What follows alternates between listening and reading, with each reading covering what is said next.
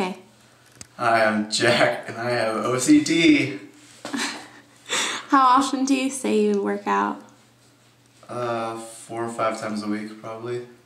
How long do you work out for when you do work out? Half an hour, 45 minutes, something like that, probably. Do you feel like working out helps your OCD at all? Makes it better?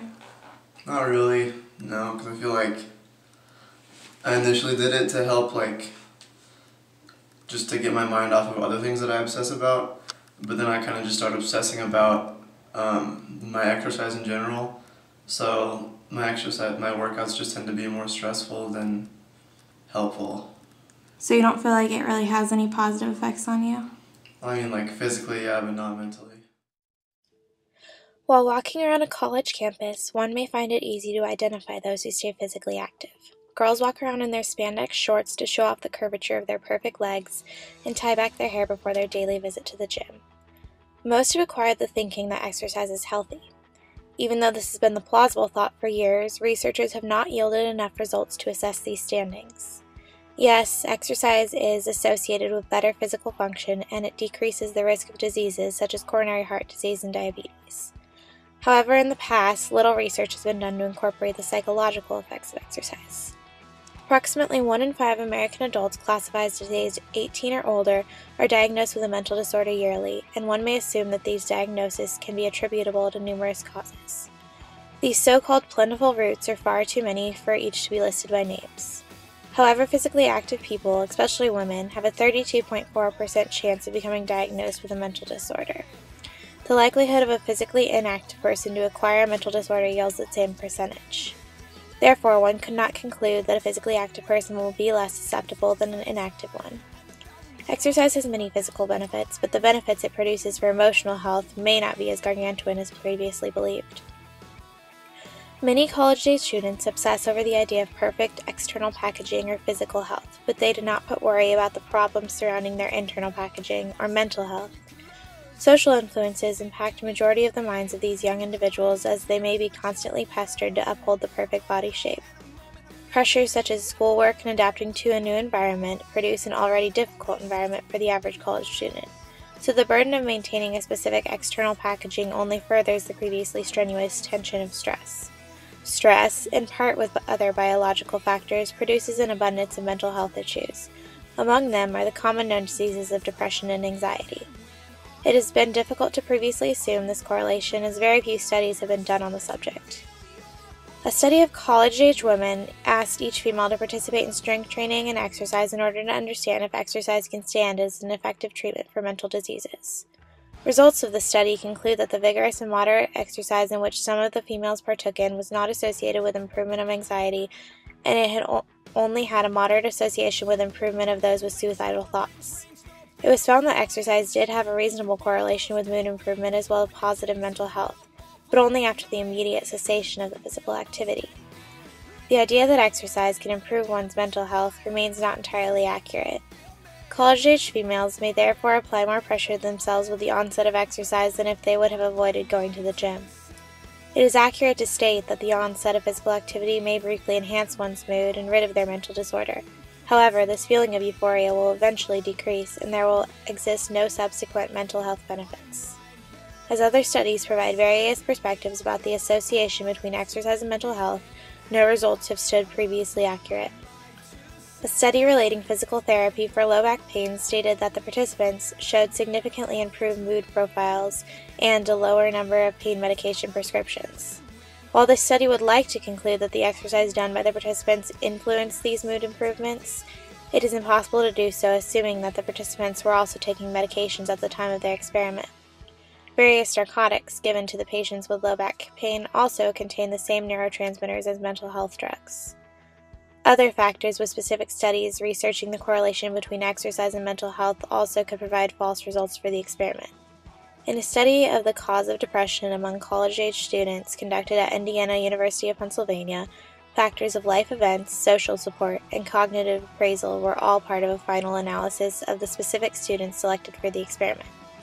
Therefore, the results that proved that those who exercised had lower scores of depression held a false positive. Depressed people become depressed from a multitude of factors such as proximity to communication, ability to cope, traumatic life events, and predisposed genetics. If one cannot openly express their problems to another who supports him, he will likely become cut off from the world, which can lead to depression. Also, if one faces a distressing event at some point in his life, it may lead this individual to a depressive episode. Family genetics play an important role in the schema of depression as well. If one's mother, father, and possibly grandparents experience despair, it is likely that he will too. Consequently, stating that a specific body type has an effect on whether or not one will experience depression is incredulous, as most causes of this disease rely on the mind. The mental disease depression, as well as anxiety, comes from a lack of the neurotransmitter serotonin in the brain. Yet exercise produces higher levels of the neurotransmitter dopamine as it releases endorphins and makes one feel good for a short period of time. Both neurotransmitters show involvement in mood or behavior, but each one has a different receptor site within the brain. Dopamine also provides a use to treat heart problems such as tachycardia or a disease when the heart beats too quickly. Serotonin, on the other hand, is used to treat depression and anxiety disorders. Each neurotransmitter has a different receptor site within the brain that helps them to carry out their respective functions. Dopamine cannot function as an agonist or a substance that initiates a physiological response for or in place of serotonin. To state that exercise will have a lasting effect on one's mood would be entirely preposterous, as the neurotransmitter that it produces shows a gargantuan difference in function from the one involved in production of psychiatric diseases. Additionally, the brain of both a person classified as normal or a person with no mental diseases shows a different form of a brain scan than a person with depression or anxiety. Less sections of the brain light up in a person with depression. When a person exercises, the same results become apparent. The brain of a person who has just finished working out shows stimulation throughout the brain. Thus, it becomes possible to conclude that exercise does not stimulate the same parts of the brain as depression, and it exceeds the amount of stimulation given off by the brain of a person without depression.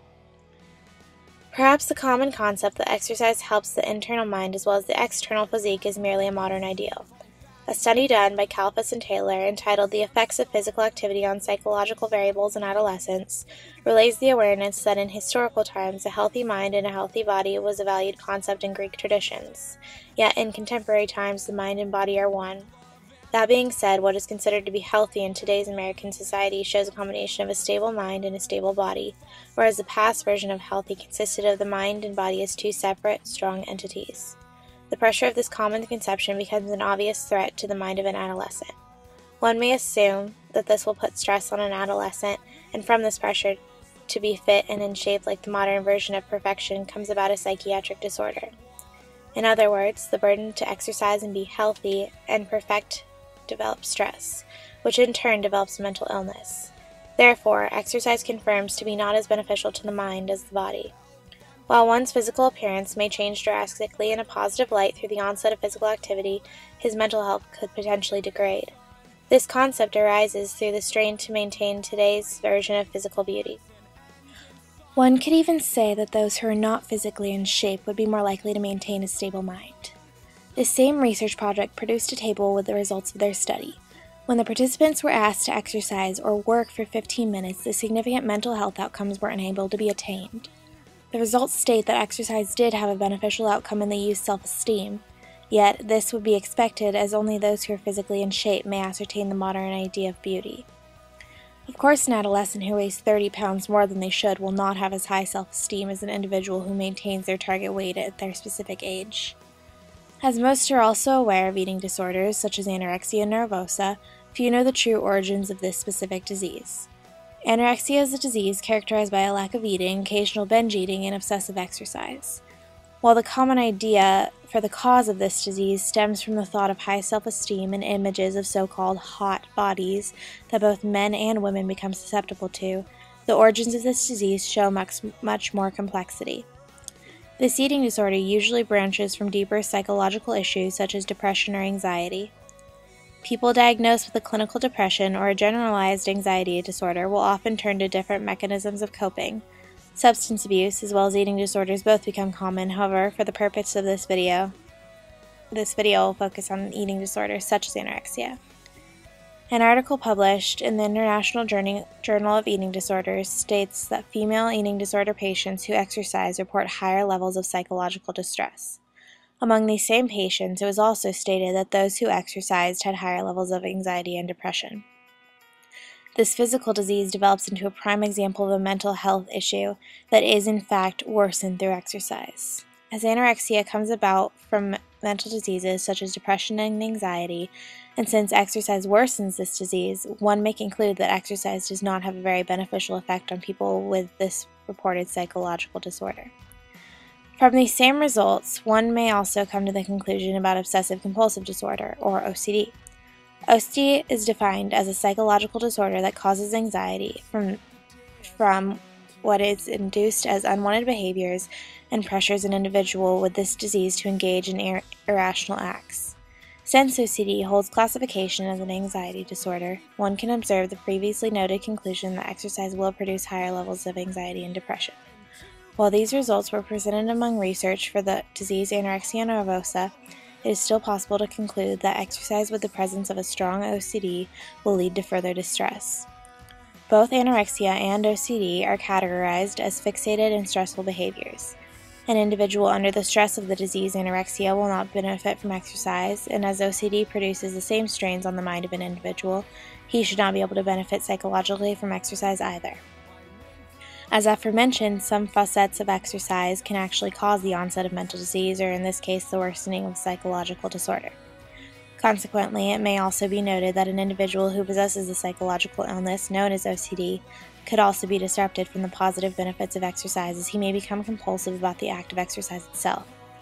Exercise would differ from a distraction to an impulse. For example, if a person with OCD begins to become compulsive about their workout schedule, he will become obsessive if he adjourns from his workout schedule.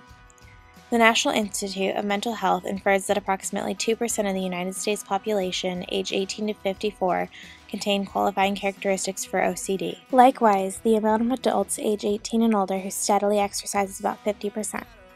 While these numbers could never actually be assessed to prove a relationship without a statistical study with accurate and similar age groups, one may infer that a majority of adults with OCD do exercise.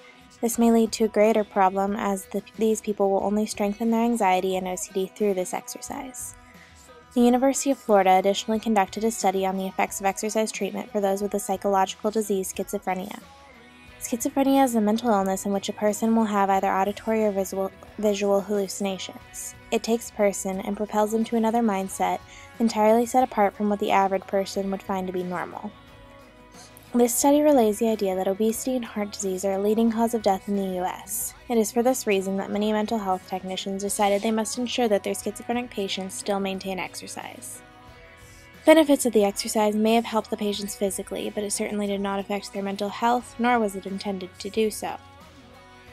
The only treatment for schizophrenia lies in the medications for managing this psychiatric disease. Therefore, the common misconception that exercise may be good for one's mental health may be proved obsolete. Patients undergoing this physical treatment improve their external appearance, but their minds, on the other hand, remained exactly the same. Mental disorders such as depression, anxiety, OCD, and schizophrenia are obvious distractions from any form of daily functioning. Searching for a distraction from the effects of these psychological issues is a prominent thought in the mind of any individual possessing one of said diseases. Exercise will most commonly be referred to as an act that will increase physical as well as mental health and strength. However, contrary to popular opinion, exercise does not have near as many health benefits for the average mentality. This is seen as the amount of individuals who have had a mental disorder work out regularly with little to no improvement over their mental health. Exercise has many physical benefits, but the benefits it produces for emotional health are not as gargantuan as previously believed.